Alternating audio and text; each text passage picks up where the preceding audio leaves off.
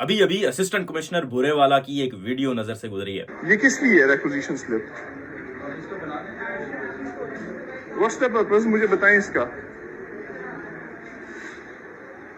बीबी मैं आपसे पूछूं ना, बताएं। एक सरकारी अस्पताल में एक लेडी डॉक्टर को, जो बजाहिर मेडिकल ऑफिसर लगती हैं, उन्हें कह रहे हैं कि ये स्लिप सामने पड़ी हुई है सीटी स्कैन रिक्वेस्ट करने की, तो तुम क्यों नहीं रिक्वेस्ट कर रही सीटी स्कैन। अभी शुक्र है सीटी स्कैन की स्लिप ही नजर आई है इनको। अगर इनको थिएटर नजर आ जाता तो सर्जिकल थिएटर में जाके कहते ये किस लिए औजार रखे हुए हैं, पाओ लम्या मरीज तो शुरू हो जाओ। ऐसे थोड़ी ना होता है। अगर किसी को सीटी स्कैन की जरूरत होगी तो फिर ही सीटी स्कैन करवाया जाएगा, और सीटी स्कैन करवाने के एसओपीज होते हैं। बहुत सारी जगहों पे जूनियर डॉक्टर रिक्वेस्ट नहीं कर सकता सीटी स्कैन, वो कंसल्टेंट की जिम्मेदारी होती है। और ये पंजाब में भी बहुत सारे हॉस्पिटल्स में लागू है। जो जूनियर डॉक्टर है उसकी रिक्वेस्ट एक्सेप्ट नहीं की जाती, क्योंकि ये डिसीजन लेना कि किसको सीटी स्कैन की जरूरत है और किसको नहीं है, ये एक सीनियर डॉक्टर का काम है। और फिर सीटी स्कैन कोई ऐसी चीज नहीं है जिसका हर वक्त फायदा ही होता है। सीटी स्कैन में रेडिएशंस होती हैं, और अगर कोई जरूरत ना हो, फजूल की रेडिएशंस आपके जिस्म में जाती हैं जो आपको नुकसान भी पहुंचा सकती हैं। दो बातें करना बहुत जरूरी है। पहले नंबर पे, गवर्नमेंट अस्पतालों में मरीजों के साथ जो सलूक होता है वो इतना अच्छा नहीं होता। इस बात का मैं चशमदीद गवाह हूं। लेकिन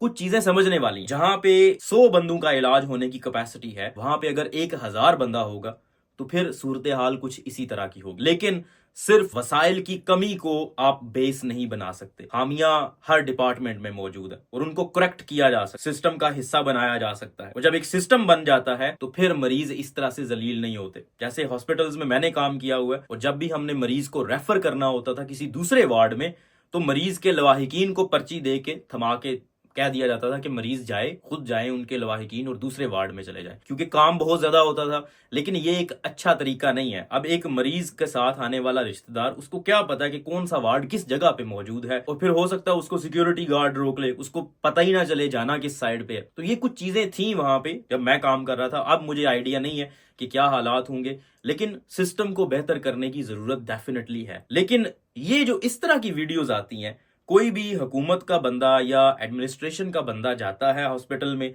और डॉक्टर को बिला वजह किसी फजूल सी बात पे सरजनिश करना शुरू कर देता है, वो सिर्फ और सिर्फ एक पब्लिसिटी स्टंट होता है, ताकि जो इर्द गिर्द लोग हैं और जो वीडियो देखने वाले लोग हैं वो मुतमईन हो। इसके अलावा इस तरह की वीडियोस और इस तरह की हरकतों का कोई फायदा नहीं होता। सिस्टम इंप्रूव नहीं होता इससे, ना मरीजों को फायदा होता है ना ही डॉक्टर्स को फायदा होता है। और आजकल तो पाकिस्तान में गवर्नमेंट अस्पतालों में काम करने वाले डॉक्टर्स के तो बहुत बुरे हालात चल रहे हैं। हर तरफ से उन्हें दबाया जा रहा है। और यकीन करें, मेरे बहुत सारे दोस्त, बहुत सारे जानने वाले डॉक्टर्स हैं जो सिर्फ एक ही बात करते हैं, यार तुम वक्त पे निकल गए। और ये कोई अच्छी बात नहीं है सुनने को, क्योंकि हमारा health care system already struggle कर रहा है। फिर इस तरह की बात, मतलब जो डॉक्टर्स वहां पे काम कर रहे हैं उनका भी यही इरादा बनता है कि वो वहां से निकले। सोल्यूशन बहुत सिंपल है। डेजिग्नेटेड पोस्ट मौजूद होनी चाहिए इस तरह का चेक एंड बैलेंस रखने के लिए। अगर कोई अस्पताल में इस तरह की हैंकी फैंकी नजर आती है, कोई 2 नंबरी कर रहा है, कोई डॉक्टर 2 नंबरी कर रहा है, नर्स 2 नंबरी कर रहा है, या कोई भी अमला 2 नंबरी कर रहा है, तो जो अपॉइंटेड बॉडी है एमएस को जाके पकड़े कि एमएस एक्शन क्यों नहीं ले रहा, या उसको एक्शन लेना चाहिए। ये पब्लिसिटी स्टंट करना, ये बहुत चीप हरकतें हैं। ये सोशल मीडिया इन्फ्लुएंसर्स या टिकटॉकर्स को जेब देते हैं,